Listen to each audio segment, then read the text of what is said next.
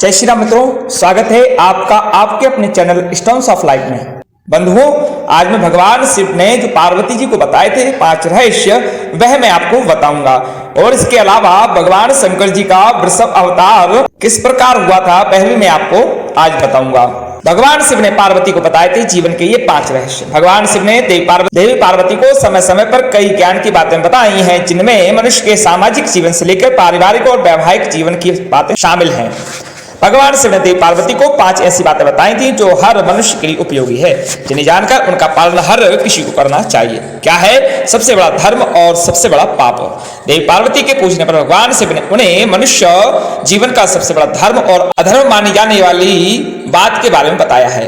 भगवान शंकर कहते हैं श्लोक के माध्यम से, नास्ति सत्यात परो नान्वतात पातकम परम, अर्थात मनुष्य के लिए सबसे बड़ा धर्म है सत्य बोलना या सत्य का साथ देना, और सबसे बड़ा अधर्म है असत्य बोलना या उसका साथ देना। इसलिए हर किसी को अपने मन, अपनी बातें और अपने कामों से हमेशा उन्हीं को शामिल करना चाहिए जिनमें सच्चाई हो, क्योंकि इससे बड़ा कोई धर्म है ही नहीं।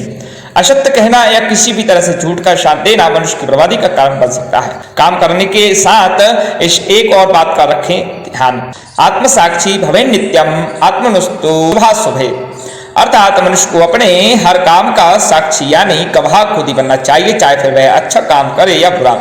उसे कभी भी यह नहीं सोचना चाहिए कि उसके कर्मों को कोई नहीं देख रहा है। कई लोगों के मन में गलत काम करते समय यही भाव मन में होता है कि उन्हें कोई नहीं देख रहा है, और इसी वजह से बिना किसी भी डर के पाप करते रहते हैं। लेकिन सच्चाई कुछ और ही है। मनुष्य अपने सभी कर्मों का साक्षी खुद ही होता है। अगर मनुष्य हमेशा यह एक भाव मन में रखेगा तो वह कोई भी पाप कर्म करने से खुद ही खुद को रोक लेगा। कभी ना करें 3 काम करने की इच्छा। श्लोक, मनसा कर्मणा वाचा नाचा कांक्षेत पातकम। आगे भगवान शिव कहते हैं किसी मनुष्य को मन, वाणी और कर्मों से पाप करने की इच्छा नहीं करनी चाहिए, क्योंकि मनुष्य जैसा काम करता है उसे वैसा फल भोगना पड़ता है।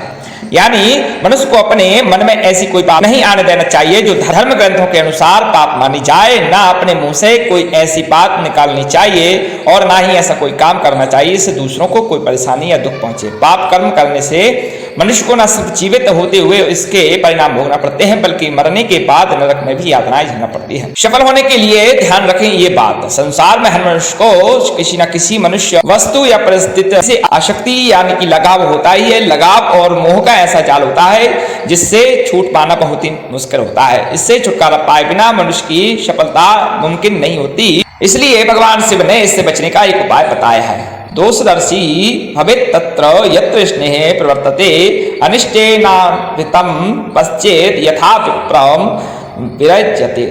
अर्थात भगवान शिव कहते हैं कि मनुष्य को जिस भी व्यक्ति या परिस्थिति से लगाव हो रहा हो जो कि उसकी सफलता में रुकावट बन रही हो, मनुष्य को उसमें दोष ढूंढना शुरू कर देना चाहिए। सोचना चाहिए कि यह कुछ पल का लगाव हमारी सफलता का बाधक बन रहा है। ऐसा करने से धीरे धीरे मनुष्य लगाव और मोह के जाल से छूट जाएगा और अपने सभी कामों में सफलता पाने लगेगा। यह एक बात समझ लेंगे तो नहीं करना पड़ेगा दुखों का सामना। नास्ति तृष्णा शमम दुखम नास्ति त्यागम शमम सुखम सर्वान कामान परित्यज्य ब्रह्म भूयाय कल्पते। आगे भगवान शिव मनुष्य को एक चेतावनी देते हुए कहते हैं कि मनुष्य की तृष्णा यानी इच्छाओं से बड़ा कोई और दुख नहीं होता और इन्हें छोड़ देने से बड़ा कोई सुख नहीं है। मनुष्य का अपने मन पर वश नहीं होता। हर किसी के मन में कई अनावश्यक इच्छाएं होती हैं और यही इच्छाएं मनुष्य के दुखों का कारण बनती हैं। जरूरी है कि मनुष्य अपनी आवश्यकताओं और इच्छाओं में अंतर समझे और फिर अनावश्यक इच्छाओं का त्याग करके शांत मन से जीवन बिताए। शिव जी का वृषभ अवतार कैसे हुआ?